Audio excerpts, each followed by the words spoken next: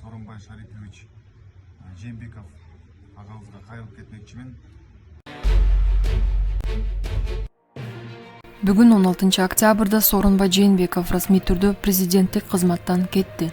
Жээнбеков президенттиктен кеткенден кийин ырчы Мирбек Атабеков социалдык түйүндөгү баракчасы аркылуу президенттен кечирим сурады. Чоң рахмат сизге, мусулман инсан катары ачууга алдырып сүйлөгөнүм үчүн кечирим сурайм, деп жазды Мирбек Атабеков. Ассаламу алейкум, урматтуу достор. Бүгүнкү күнгө чейин баягы окуялардан кийин бир дагы бийлик тараптан менин дарегиме куугунтуктар болгон жок, коркутуулар, үркүтүүлөр болгон жок. Биздин улуу агабыз Сооронбай Шарипович Жээнбеков агабызга кайрылып кетмекчимин. Ошол күндөрү эмоцияларга алдырып сүйлөгөн үчүн сиздин астыңыздан кечирим сурайбыз. Мусулман адамга эч убакта таарынбаш керек жана тарытпаш керек деген хадистер бар. Бардыгыбыз тең мусулманбыз.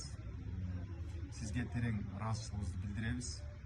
Ушундай кыйын учурда элибиздин биримдиги үчүн, тынчтыгы үчүн чоң чечкиндүү кадамдарга барганыңызга чоң рахмат сизге. Сабырдуулугуңузга чоң рахмат. Элибизде ар дайым тынччылык болсун.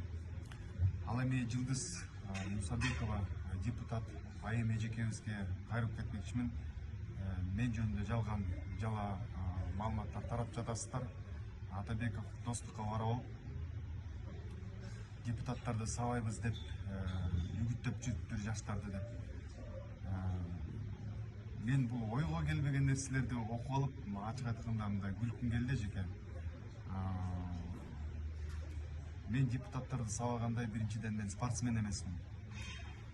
Экинчиден депутаттарды сабагандай мен талаша турган бийлигим, креслом жок.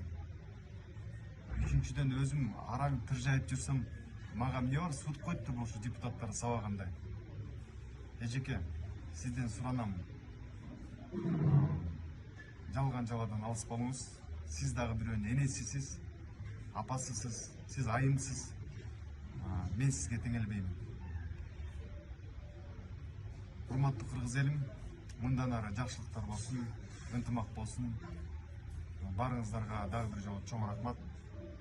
Мен ар дайым сиздердин астыңыздарда ырдап чыгармачылыгым менен өзүмдүн ырларымды тартууларга ар дайым даярмын.